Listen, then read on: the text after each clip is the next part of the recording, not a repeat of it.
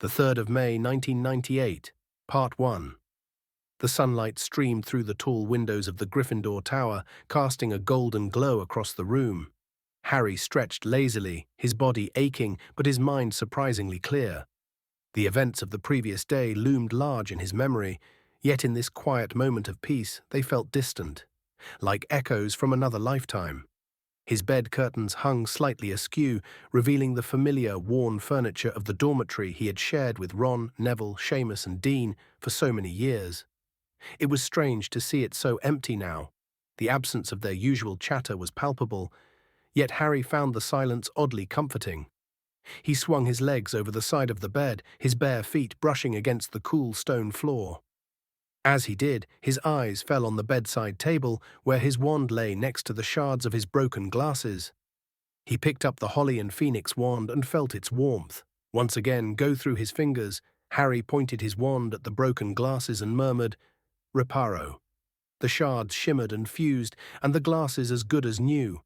Harry put them on as everything, once again, became crystal clear. He had hidden the Elder Wand.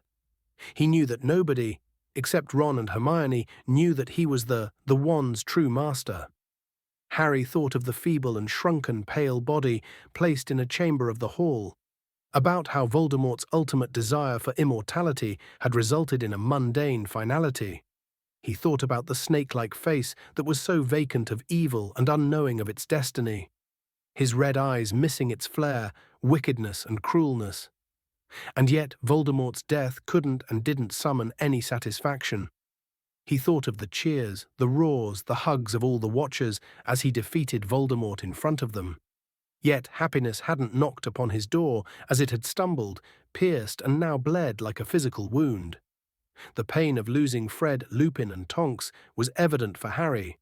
He knew that time would help, but didn't know how much of it was needed. However, despite all their losses, the sun had still risen steadily over Hogwarts, and the Great Hall had been blazed with life and light.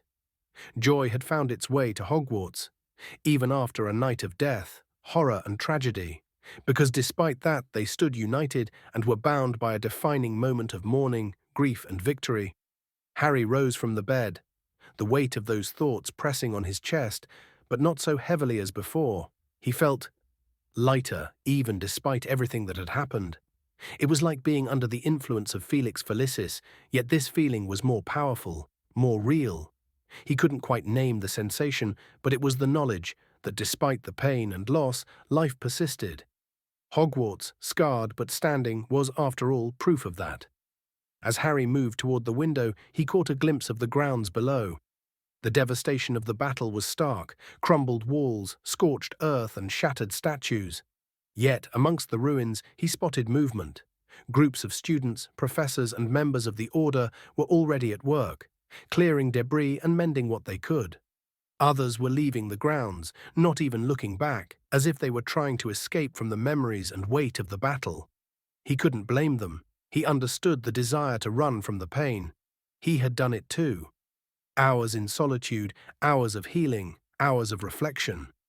Healing was a long, complicated and difficult process, and undoubtedly it would last a lifetime. His gaze, naturally, wandered to the Forbidden Forest, where Hagrid had carried him the night before. The memory was vivid. He remembered Voldemort's cruel laughter, the cry of his friends. He had faced his fears, his mortality, and his destiny head-on. And somehow, and in some way, he had won. Not just the battle, but finally the freedom to live. Now he saw a future without Voldemort. But now, in this moment, he was free, and this was just the beginning.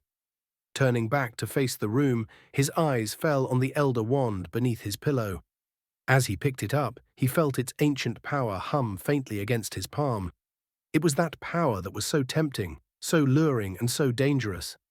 The promise that he had made to Ron, Hermione and Dumbledore echoed in his mind.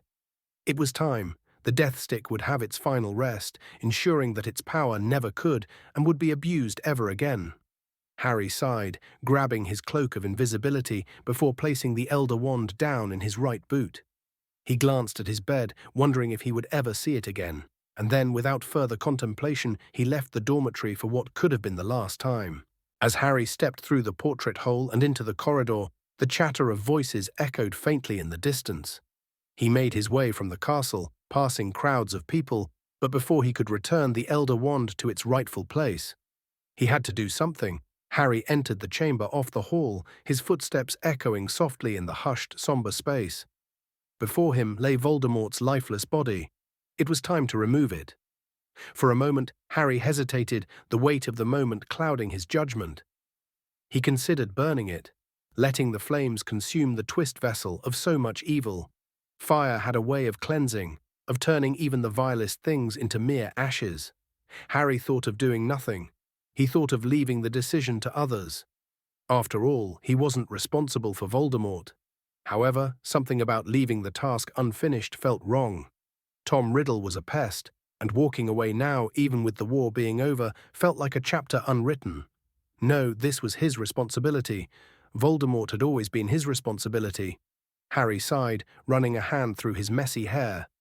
Burning the body seemed too dramatic and symbolic. And after a few minutes more of contemplation and reflection, he knew exactly what to do.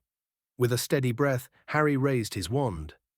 Wingardium Leviosa, he said quietly as the lifeless form lifted into the air, moving stiffly under the enchantment.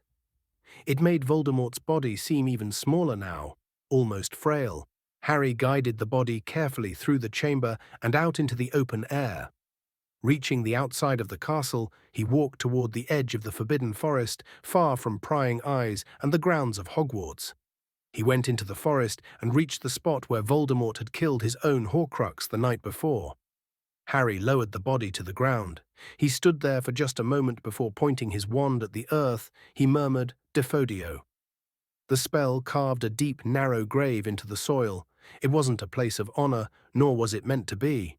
It was simply a resting place, unmarked and unadorned, where Voldemort's story would end and nature would reclaim what was left of him. Harry placed the body in the grave, feeling no triumph, no satisfaction, just a quiet sense of finality. The same feeling that had hit him right after his duel with Voldemort. He waved the wand again as the earth folded back over the grave, leaving no trace of what was beneath it. Then he left. And it really was as simple as that.